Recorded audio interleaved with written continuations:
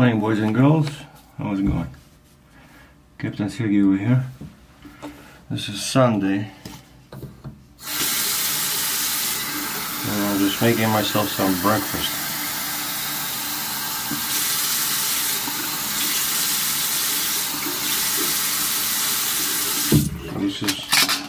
This is my oven, so to speak. Welcome to my castle. Oh, nice boots.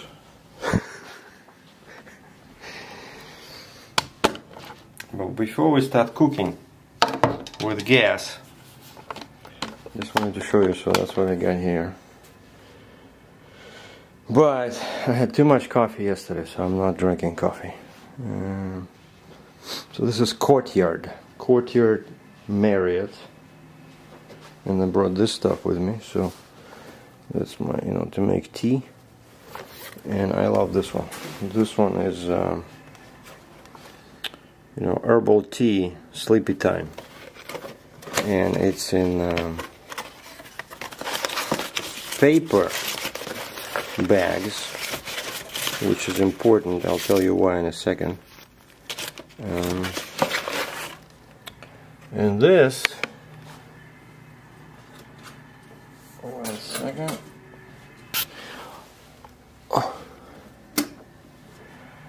And this is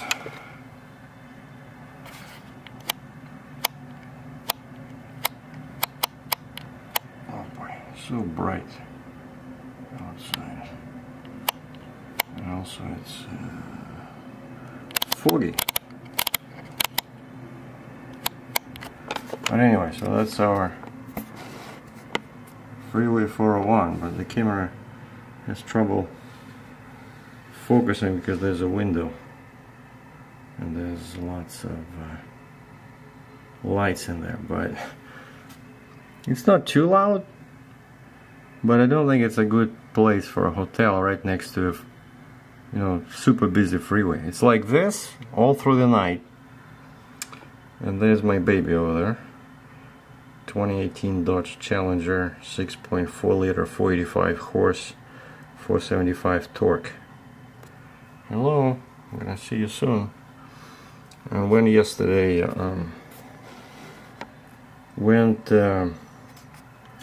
downtown yesterday, and did some photography. I never explored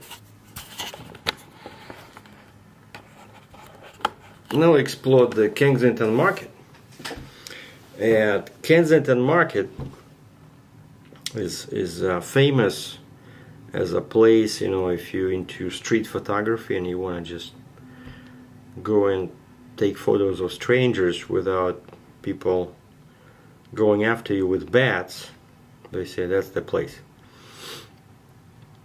And so Kensington Market is basically Chinatown. That's what I knew it as, and it's like a big square on Google Maps between Spadina, College, I think Bathurst, and Dundas. Like Dundas goes like this, Spadina, and then College. I think it's Bathurst, but I'm not too sure. But it's like a total square. And actually, I never went inside there, but like mostly I just walked on the Spadina. That's where you see all these Chinese, kind of like shop stores, and they sell all these, veggies and stuff like that right on the street. Kind of like typical, Chinatown, like the one in Manhattan, New York. But I never went inside into those small streets inside this square, and it turns out it's like really interesting. There's every, I don't know, 10 meters, 30 feet, there's either a bar or a restaurant or some kind of a gift shop, It was very nice. So I walked around there, took a bunch of photos.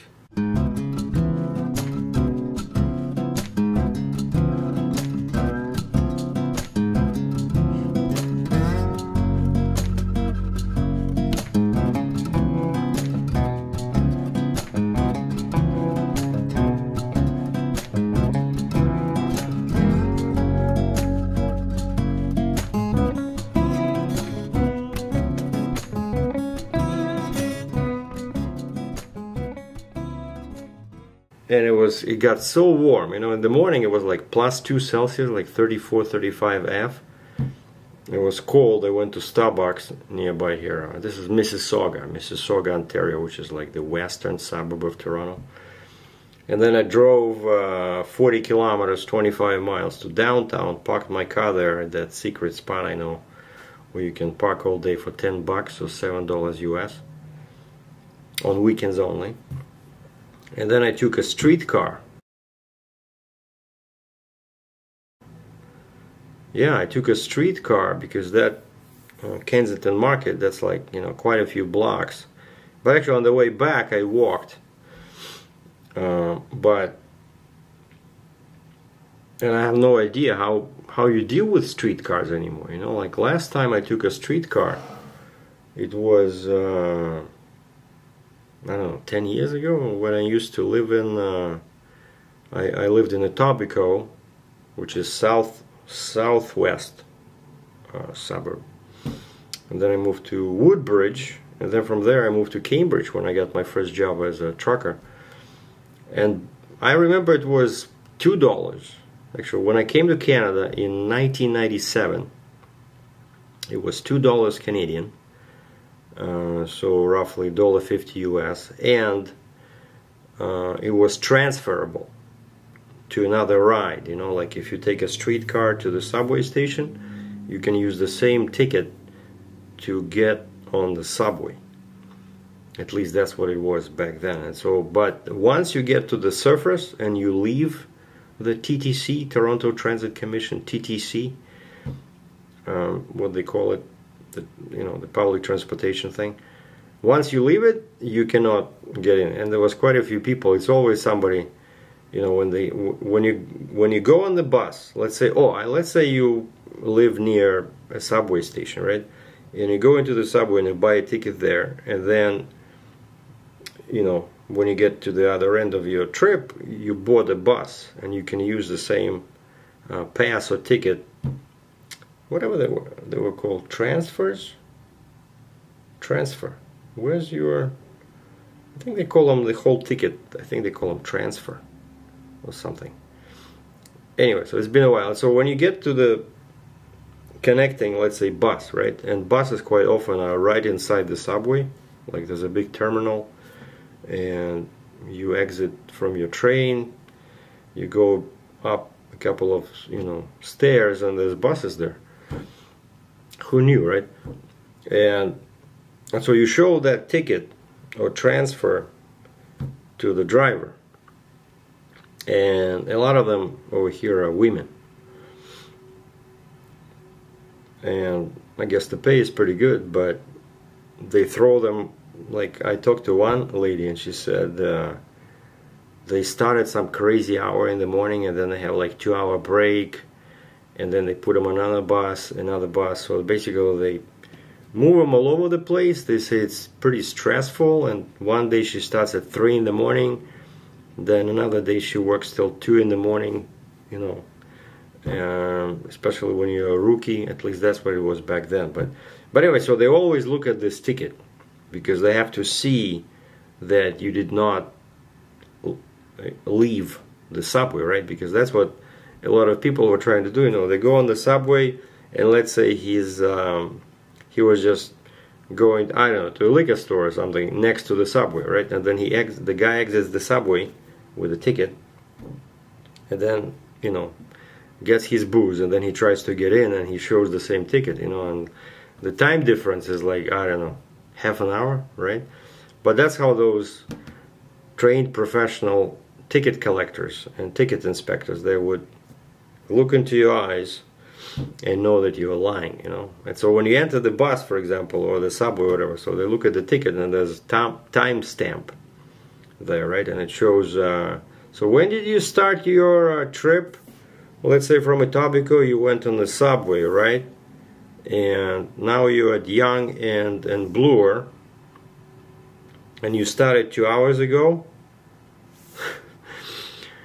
and now you're going back, because technically you can. But anyway, so they were always kicking people out off the bus, you know, like somebody tries to walk in, shows the ticket. Oh no, you already, I can see by the time that, you know, it's, you cannot do it. You have to buy a new ticket.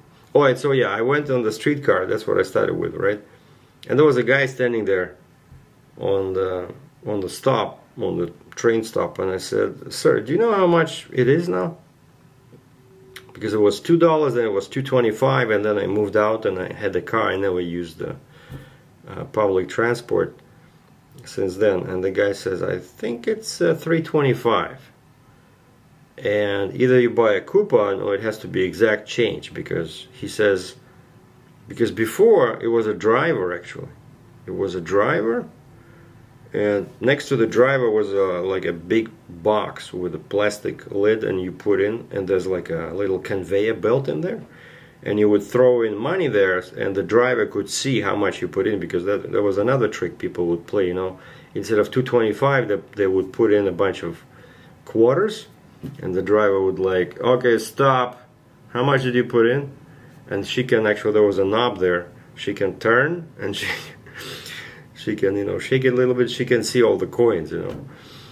And so basically drivers were connected to this thing. Drivers were responsible for collecting, you know, they were always keeping an eye on you, right? Turns out now it's been all disconnected. So driver doesn't give, you know, doesn't care what you do there. Like, I think you show the ticket. Yeah, when you enter, you show if you have a pass. You know, most people in Toronto, they, especially, you know, locals that live downtown, they just have a monthly pass, a weekly pass, or whatever. You can buy a coupon for a few trips, just like they do in New York City. And so I think the guy in front of me, he told me, he says, if it's cash, you don't get any change, I think, and he says you have to go to the middle door. I'm like, what? And so I follow him through the first door. Screw that, I'm not going into the middle door then, because usually they only open the front door, right? Like the other doors are for people exiting. And I see this guy shows the ticket to the driver, and then I look around, I don't see that box with the plastic lid I was looking for. I have a bunch of change in my pocket, so I knew that, I counted, I knew that I had more than enough, and there's nothing there. The driver doesn't even care, doesn't look at me. So I said, what the heck, where do I pay? And some Chinese girl says, over there. And I go there, there's like a huge, not like a tiny box, it's like a huge, like an ATM basically, you know, kind of what you see in New York City. And you click on the screen, everything is touch screen, like, geez. And it gives you a choice of either a ticket or a coupon, like multi-trip coupon that you can then refill, I guess. And I said, I clicked on ticket. It says adult, single, child, senior. It said single, adult, and then it says $3.25, and then you click the button pay. And I start feeding the coins into the machine. After about like half an hour we were done, because the streetcar goes like this, and the streetcar was going on Queen Street, and that's it. And then it just spits out your ticket, you know. It was pretty cool, but very slow. Very slow is like it stops right at every street light, and then it stops every block. So I don't know, it probably on the way back when I was walking, it took the same amount of time. So the only difference is that you pay $3.25 and you sit on a chair that basically is moving you towards your destination, but the speed is the same. Anyway, so that was my experience. And then, and when I had lots of fun there with food, because I try to watch my diet during the week, but on the weekday, I want to try to eat, like, give myself a break, you know. And I love pelmeni, like Russian, kind of like Polish call them pierogi, or what they call in Chinese, dumplings. And of course there's a bunch of Chinese restaurants in that Kensington Market area. And I found one just like I saw in Manhattan, Dumplings House. I go in and nobody speaks English. Well, they speak a few words, but there's a big sign, cash. And everybody who comes in, the older Chinese lady, she points. You know, she cannot say cash. She points to the sign cash. I look at my wallet. Okay, I got 20 bucks. I said, how much are dumplings? She says, $11. You know, there's no plural, right, in Chinese. $11. Okay, cool. I said, pork steamed, how many pieces? 15. I said, okay. So I go there, I had dumplings, they were pretty good. And then, of course, by the end of the day, I couldn't stay away. Whenever I visit Toronto, I always go to Marché Movenpick restaurant at Bay and Front. But last time I was there was like 50 bucks, because if you have too much food, it's super expensive. So this time I just had my favorite. I go to the pancake or crepe section, and I look at the menu. There's no salmon. What? But I see there's a plate with salmon in the distance, and I said, can I still get the salmon crepe? And the guy says, yeah, we just changed our menu, but it's okay, you can have it. So I had like a nice crepe with some veggies and salmon. It's like, Jesus, unbelievable. And I said, can I take a picture? The guy said, sure. So that's the guy.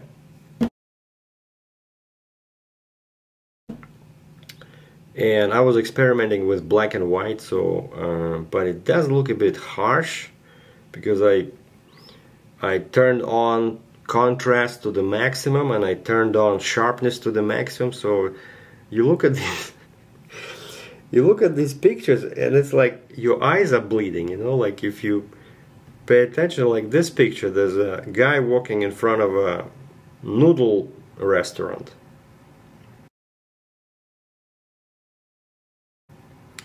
And you can read every letter in the background on the sign, you know. Like, I think it's a bit too much. I think I overdid it. So next time I shoot black and white, I'm gonna dial back the sharpness and contrast, because it looks a bit artificial. But anyway, back to the start of this video. Breakfast. So now we're back on the wagon with the diet and some other things. And so my truck is in the shop, right? And my truck has that big jar. You know, I got the big jar, but it's the same brand. It's Progressive, and it's called Harmonized Vegan Protein, and it always has this picture, okay? But this one is 840 grams, but the big one, I forgot it in my truck, right? And I wanted to bring it here to this hotel, and so I went to this Popeyes. You guys have it in the States as well. Popeyes store, because I only see this there because I'm allergic to dairy products. And of course you can buy this protein powder stuff anywhere, but most of it's all milk based, you know, like whey protein, whatever. But this one, it's just, you look in the back and it says non-medicinal ingredients, natural flavors, guan gum, stevia leaf extract.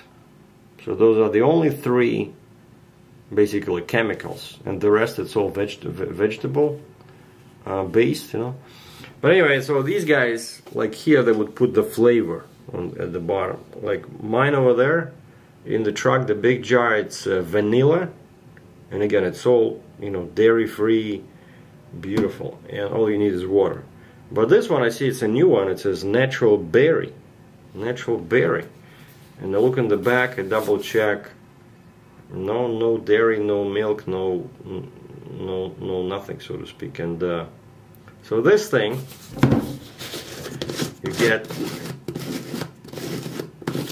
you get a scoop. So it looks like this, right? And you get that little scoop there, and so one scoop gives you 25 grams of protein, only 5.5 grams of carbs, but there's 4 grams of fiber. So basically it's 1.5 grams of effective carbs, which is like nothing. And calories are 135. And they say for adult you should have about I think 2 something. Suggested dose, adults, is a source of essential amino acids for the maintenance of good health. Add 1 scoop, 35 grams of harmonized vegan protein to 300 milliliters of the beverage of your choice. And actually almond milk, you know, dairy free, sugar free. I had it yesterday. Yeah. Goes very well with this. No, it's empty. Oh, it has still a little. Blue Diamond unsweetened vanilla, soy free, basically dairy free, but it does have 1 gram of carbs and 30 calories, but that's okay. But it tastes much better, of course, with this than with water. But and that's it. So that's what I have for breakfast.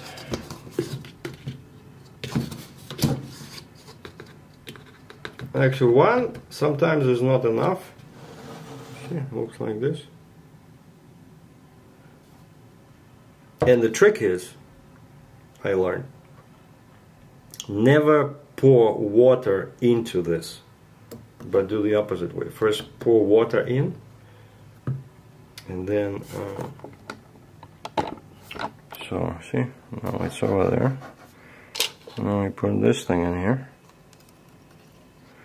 and we start cooking. So yeah, always put the powder into the water, otherwise it's not gonna mix. Ask me how I know. It basically turns into a huge lump, and that's it. There's nothing you can do.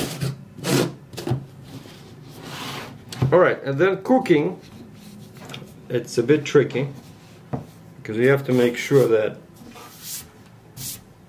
everything is closed, otherwise you're gonna ruin your shirt and your pants, and maybe even your socks.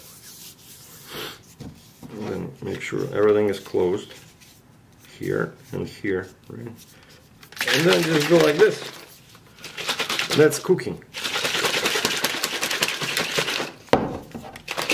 And it takes, I don't know, 10 seconds. And it's a good workout as well.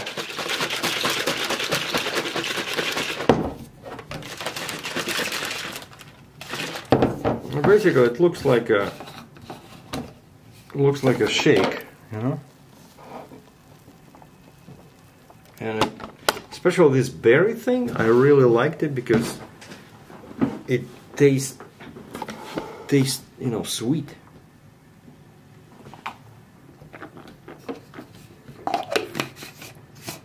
And it has a stevia. I'm sorry, I said stevia. Stevia leaf extract. That's what makes it sweet. And so that's my breakfast.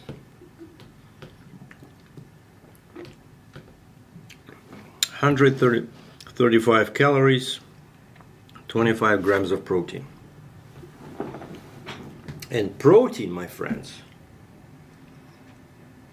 in adults, you need protein to stay young, not to age quickly.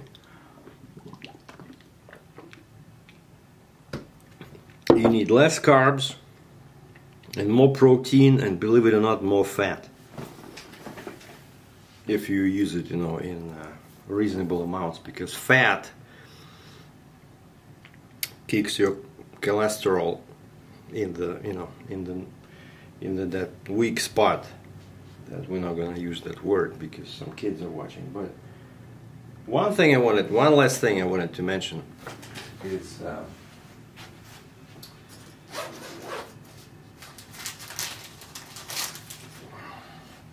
so part of my vegan diet that I'm getting back on is to drink tea instead of coffee, because I find that coffee just makes my skin very dry, you know. I look like a zombie. Like I wake up in the morning, I look in the mirror, everything is cool, and then I go and especially if I have like a big venti Americano, like the skin, you know, you pinch it, it doesn't want to go back. You tilt your head, the skin just and so it's coffee. And so I drink more tea, like, and whenever you go to Starbucks, you know, they give you like 2 bags. I love this tea, Defense. It's a white tea, but it has caffeine, but much less than, of course, than coffee. But the problem, and so they give you 1 bag and you pay for it, but they give you the other one for, they say, where do you want the other one? And you say 1 bag in, 1 bag out. And so I have all these bags, and so now I can go there and I say, just can I have a venti cup of hot water? And usually they look at me just trying to comprehend what I'm saying, and then they close their register program and they go grab me water, because of course it's free. And I use this, but then, because it's a very fancy tea, it's very tasty, but then I read an article online saying that fancy tea like this, I thought it was a fabric, you know, like this, because it does look different than a regular, you know, paper bag, right? So it's not paper for sure, but turns out it's plastic. Okay, it's made out of plastic, and you might guess that putting plastic in hot water, it's not very healthy. And so some crazy scientists had nothing better to do on that day, you know, all the asteroids were far away, so they decided to look into this, and they analyzed the water in the tea after this thing was in there, and they found billions of particles of plastic in that tea. So basically, whenever you use this and you drink tea, yeah, it smells nice, you don't taste any smell of plastic, but it's a bunch of invisible stuff that, you know, and the scientists, of course, you know, being so smart, they said, we're not aware, it's too early to tell if there's any health risks. So wait a second, why are we doing this study? So they tell you there's plastics in tea, but they have no clue if it's bad for you or not. Well, I have news for you. If it's plastic in your hot water, I don't think it's good. Because everything is plastic, but you know, when it's cold water, it's fine, right? Like because plastic does not react. But it's nasty stuff, and so, like, I have a expensive, and actually most expensive, nice tasting tea, super nice tea comes in these bags nowadays. You know, where the cheap tea, the one that tastes like stuff from the farm, you know, they put on the field, starts with the letter M, comes from cows, but I'm not an expert, can come from horses as well. So that one comes in paper bags, right? And so what I want to do is, the plan for today is to go find a Walmart and see if I can buy that, you know, that little metal thing on a little chain, like a little circle thing that you can open, like a sphere with holes, and put and cut this open and just put all this nice tea, because you see it looks like actually very expensive tea, because it's pretty big parts, you know, it's not like dust, you know, they used in cheap stuff. This is, you see, it's pretty big pieces. So I'm telling you, I love this tea. I just want to get rid of the plastic, and so that's what I'm gonna do. I'm gonna go get to the Walmart and see if I can get that little tea brewing thing.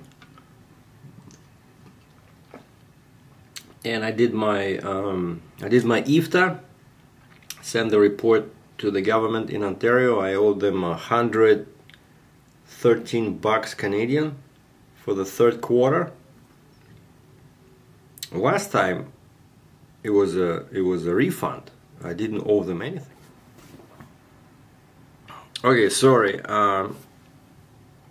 you know, these DSLRs, right? They're all limited to 30 minutes, and I didn't realize I was taking so long. Sorry about that. And so all of a sudden I saw a message on the screen to my right. It says, movie recording has been stopped automatically. You reached your maximum limit. But what's funny is that as soon as you stop it, like turn off the recording, because it was in passive mode, but you have to turn it off, and then you wait 1 second, you turn it back on, and it starts recording again. So you can do another 30 minutes. Which is kind of like weird. But anyway, so that's the plan for today. So yeah, I did my IFTA. I still need to do New York and Kentucky fuel returns for the last quarter, and I have 10 more days to do it till the last day of October.